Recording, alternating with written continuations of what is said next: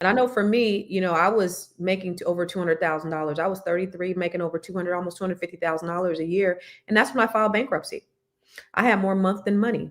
I had a 379 credit score. So the more money, that's another thing, is that you have to know how to be financially astute. The more money I made, the more money I spent. So I needed a bigger house. I needed a bigger car.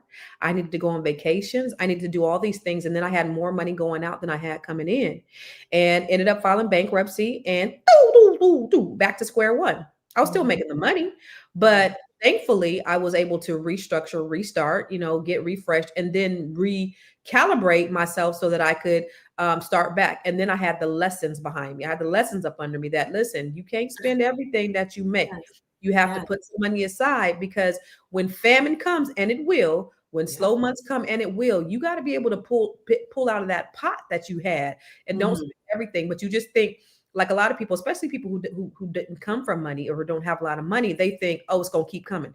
This is what happens to a lot of entertainers and rappers too. They get a big chunk and they spend a big chunk because they think it's always going to come, and it's Right. always going to come.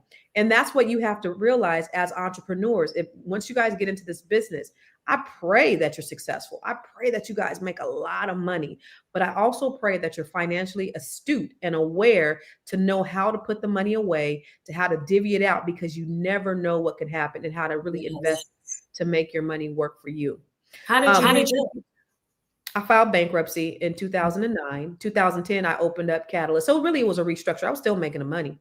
But I just, now with the bankruptcy, it was great because guess what? I ain't having all them bills. Them bills was gone. So I didn't have all that Mhm. money going out that I had going out before. So now I get to I get to still make all this money that I was making, but now all the money is not going towards all, the outgoing stuff. So now I was able to really focus my money on what I needed to focus on, and that was rebuilding.